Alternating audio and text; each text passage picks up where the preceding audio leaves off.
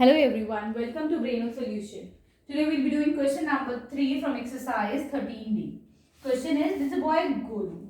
उसने क्या करा, उसको एक फ्रेंड है पोलू. ठीक है, बड़े इंटरेस्टिंग नाम है दोनों दोस्तों के, एक का गोलू है और एक का पोलू है ना. उसने अपने फ्रेंड को कुछ पैसा लेंड करा. लेंड का मतलब क्या होता है, कुछ कर्जा दिया सपोज. ठीक है, तो दैट अमाउंट वाज 32,500 रुपीज. तो हम यहाँ पे जो चीजें इंपॉर्टेंट है हमारे लिए उनको लिख लेते हैं पहले. ठीक है, 32,500, right? To purchase a bike at 12.5% per annum. यहाँ पे जो रेट ऑफ इंटरेस्ट लग रहा है वो है 12.5% per annum. Fine. If the interest is compounded semi-annually, this is a very important word. यहाँ पे जो रेट ऑफ इंटरेस्ट लग रहा है वो कैसा लग रहा है, सेमी एनुअली, या फिर आप इसको बोल सकते हैं क्या, हाफ ईयरली. ठीक है, समझ में आ गया. हाफ ईयरली का मतलब क्या हो गया है कि जो पूरा टाइम पीरियड है वो दो पार्ट्स में डिवाइड हो जाएगा. ठीक है, तो यहाँ पे n की जो वैल्यू आएगी दैट विल बी 2. ठीक है, क्योंकि सेमी एनुअली बोलिए या आप हाफ ईयरली बोलिए. हाफ ईयरली का मतलब क्या हुआ कि एक साल को हमने कितने पार्ट्स में डिवाइड करा, 2 पार्ट्स में. ठीक है, तो यहाँ पे n की वैल्यू 2 आ जाएगी. क्लियर, जब हम ये वाला फॉर्मूला रखते हैं. ठीक है, now we have to find out the interest paid by Polu after time taken. यहाँ जो टाइम है that is 1/2 years. ठीक, ये एक मिक्स फ्रैक्शन है. हम इसे प्रॉपर में करते हैं. 2 1 is 2 plus 1 is 3/2. ठीक है, तो 3/2 है यहाँ पर, ये हम ईयर्स में कर देते हैं. फाइन, तो अमाउंट कैसे निकालेंगे हम, कंपाउंडेड अमाउंट विल बी, ये वाला फॉर्मूला हम लगाते हैं, P1 plus R. What is the rate of interest? This is 12.5. ठीक है, क्योंकि कंपाउंडेड हाफ ईयरली है मतलब 2 से मल्टीप्लाई करेंगे हम, इसको डिवाइड करेंगे 2 से, 100 तो आएगा. ठीक है, t कितना है यहाँ पे, t is 3/2. हम इसको भी 2 से मल्टीप्लाई कर देंगे. क्लियर है, we have applied this formula. ठीक है, क्लियर है. Now this is 32512. इसको हम कैसे लिख सकते हैं, दिस विल बी, अगर मैं ये वाला डेसिमल हटा के यहाँ लगा देती हूँ ये 0. ठीक है, 5 2s are 10, 5 5s are 25, 5 2s are 10, 0 0, 5 5s are 25, 5 4s are 20 and 0. ठीक है, 5 8s are 40. राइट, तो हमारे पास अंदर क्या बचा, 1 plus 1/16, और यहाँ पे क्या आ जाएगा, पावर आ जाएगी अब क्यूब की. ठीक है, तो यहाँ पे पावर आ गई हमारे पास cube. Right, now this will come out to rupees 32500. जब इसका एलसीएम ले लेंगे तो ऊपर कितना आ जाएगा, 16 plus 1 is 17 होल क्यूब. ठीक है, तो इसको हम सिंप्लीफाई करेंगे तो we'll get the answer. This is the third question, right? So we'll get the answer as 3898.2.5 rupees. ठीक है, this will be the amount to be paid. और क्वेश्चन में क्या है, we have to find out the interest, है ना. Question में interest find out करना है, तो simple we will apply this step. ठीक है, फॉर्मूला, तो इंटरेस्ट कितना हो जाएगा, अमाउंट माइनस द प्रिंसिपल. ठीक है, बस ये चीज गौर करनी है कि क्वेश्चन में are they asking about the amount, if they are asking about the amount तो यहाँ पे रुक जाइए. ठीक है, but if they are asking about the interest तो हम क्या करेंगे, अमाउंट के बाद एक फॉर्मूला हमें दोबारा लगाना पड़ेगा, एक और. ठीक है, बस एक स्टेप हमारा बढ़ जाएगा. ठीक है, but make sure to read the question very properly. Question को अच्छे से पढ़ना है. ठीक है, ऐसा ना हो इंटरेस्ट पूछा गया और अमाउंट पे आप रुक जाए. ठीक है, this is 6482.54 rupees. Okay, now we move on to question number 4.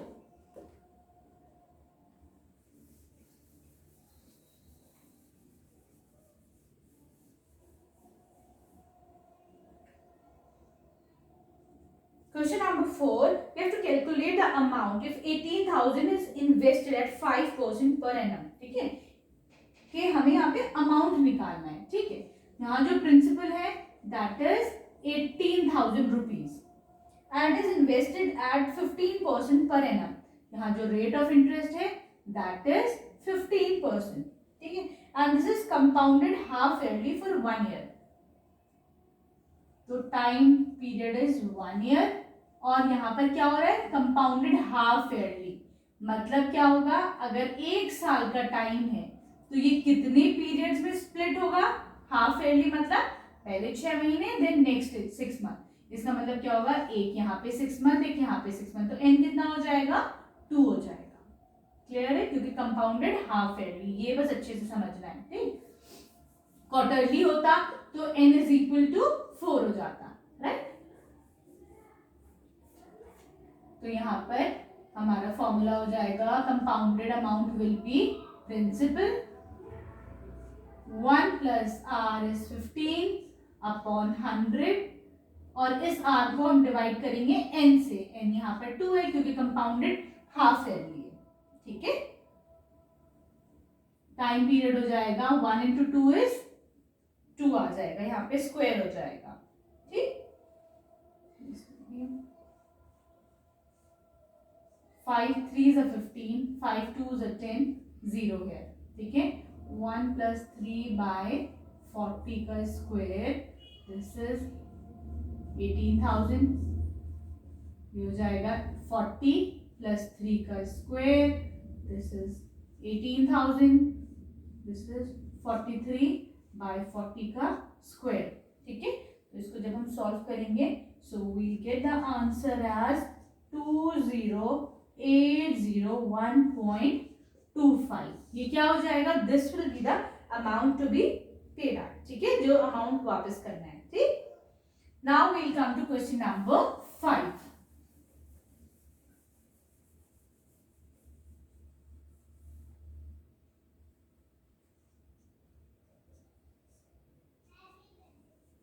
आप लोग को पता है दिल्ली में फ्रीजिंग कोल्ड, अब भी इतनी ठंड है कि किसी को इंतहा नहीं, but still I am making videos for people. ठीक, तो आप लोगों को अब सब्सक्राइब करना है। ठीक, खूब ढेर सारा सब्सक्राइब करिए, खूब शेयर करिए, लाइक करिए, कमेंट कीजिए, खूब वीडियोस देखिए। Now we will come to question number 5। There is a girl Rakhi, she lent rupees 5,000 to ज्योति।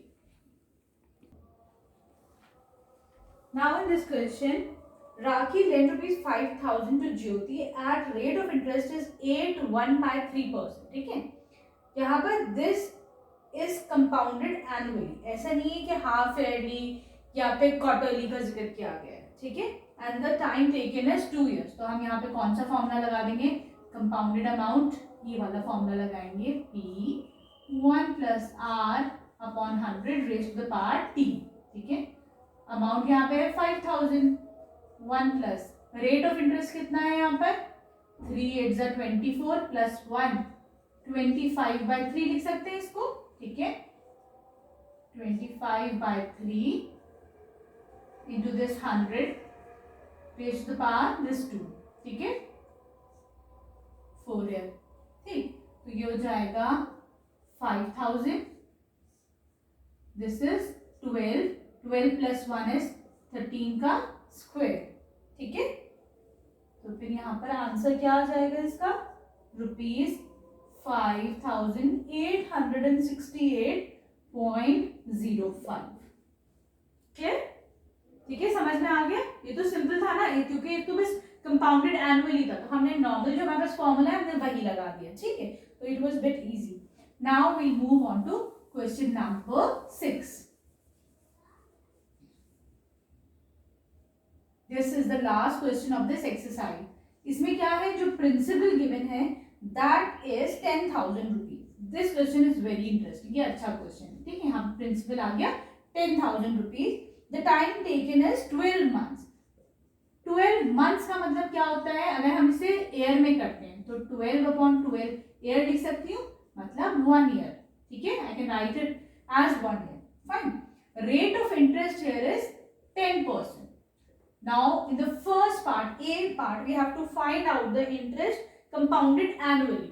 यहाँ पे they are talking about compound interest annually. तो उसके लिए क्या हो जाएगा फॉर्मूला, ये वाला फॉर्मूला लगाती हूँ मैं, या फिर आप इसी वाले, चलो इसी फॉर्मूले से सारा लगा के देखते हैं। ठीक है, एनुअल ये मतलब पूरे साल का एक ही दफा इंटरेस्ट लगेगा, तो n कितना हो जाएगा, 1 हो जाएगा। ठीक, तो यही वाला लगाते हैं ताकि आप कंफ्यूज ना हो। 1 plus r n into 100 raise to the power t into n। ठीक है, तो यहाँ पर this is principal is 10,000, rate of interest is 10%, n है 1 का होना ना होना it is 1 and the same thing. ठीक है, तो मैं इसको रिमूव भी कर सकती हूँ, तो r बाय 100 बना, 1 का होना ना होना it is 1 and the same thing, तो t आ गया। तो ये वाला फॉर्मूला इसी से ड्राइव हो गया ना, clear. 10/100 raise to the power 1। ठीक है, सो दिस इज, ये क्या हो जाएगा 10,000 इंटू 10, एलसीएम लेंगे, प्लस 1 इज 11/10। ठीक है, 0 से 0 कैंसिल आउट होगा, we'll get the answer is 11, 1 2 3 11,000 rupees. तो यहाँ पे अमाउंट कितना आ गया हमारा 11,000 रुपीज। अब हमें क्या निकालना है, इंटरेस्ट निकालना है। इंटरेस्ट के लिए फॉर्मूला क्या होता है, अमाउंट माइनस द प्रिंसिपल। ठीक है, amount minus the principal, this comes out to ₹1,000। ठीक है, मतलब अब देखिए ये प्रिंसिपल है, टाइम टेकन है, रेट ऑफ इंटरेस्ट है। अगर ये एनुअली लगता है, पूरे साल का एक ही दफा रेट ऑफ इंटरेस्ट है लग रहा है, तो हमारा यहाँ पे इंटरेस्ट आ रहा है 1,000 रुपीज, तो हम यहाँ साइड में लिख लेते हैं। ठीक है, अगर एनुअली है तो हमारा इंटरेस्ट आया 1,000। फाइन, इसको ऐसे कर देते हैं। ठीक, अब हमें निकालना है in the B part, if this is compounded semi yearly, मतलब या फिर आप बोल सकते हो हाफ ईयरली। ठीक है, बी पार्ट हो गया हाफ ईयरली, मतलब एक साल में 2 दफा लगेगा। हाफ ईयरली फर्स्ट 6 मंथ का अलग, नेक्स्ट 6 मंथ का अलग, तो पूरे साल को कितने में डिवाइड करना है, हमें 2 पार्ट्स में डिवाइड करना होगा। ठीक है, तो n यहाँ पे 2 रखा जाएगा, तो amount will be principal 1 plus r, r is 10, n is 2 into 100 divided by वो raise to the power, time period कितना है 1 ईयर है ना, 1 into 2।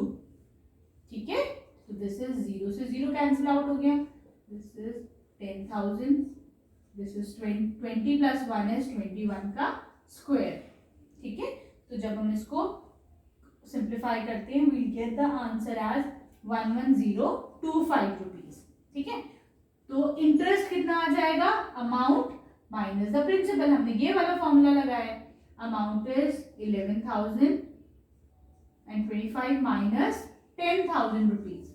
ठीक है, तो यहाँ पे हमारे पास आ जाएगा अमाउंट 1025 रुपीज। ठीक है, अब आप देख रहे हैं अगर उसी प्रिंसिपल पे हमने एनुअली लगाया है रेट ऑफ इंटरेस्ट, तो हमारे पास इंटरेस्ट आ रहा है 1,000। ठीक है, लेकिन अगर हाफ ईयरली पे कंपाउंड हुआ हुआ है तो हमारे पास जो इंटरेस्ट आ रहा है वो बढ़ के आ रहा है, आप ये देख रहे हैं। ठीक है, बढ़ा हुआ आया ना यहाँ पर ये। अब we'll find out quarterly, third part is to find out the interest if it is compounded quarterly. Quarterly का मतलब क्या हो गया है, एक साल को 4 पार्ट्स में डिवाइड करना है, मतलब n इज इक्वल टू 4। ठीक है, तो यहां पर P principal 1 plus r n into 100 t into 4। ठीक है, क्योंकि n इज इक्वल टू 4 है, तो फिर अमाउंट हो जाएगा this will be 10,000, 1 plus this is 10, 4 into 100 raise to the power, time taken है 1 इंटू 4 इज 4। ठीक है, 0 कैंसिल आउट हो जाएगा, this will B 40, this is 41 का रेज टू द पावर 4। ठीक है, तो ये हमारा कितना आ जाएगा, this will come out to rupees 11,038.1। ठीक है, ये क्या आ गया हमारा अमाउंट है ना, for if it is compounded quarterly. लेकिन अब द क्वेश्चन इज अगर हमें इंटरेस्ट फाइंड आउट करना है तो क्या हो जाएगा, amount minus this principle, amount is here is 11,038.1 minus 10,000, तो ये कितना हो जाएगा रुपीज 110।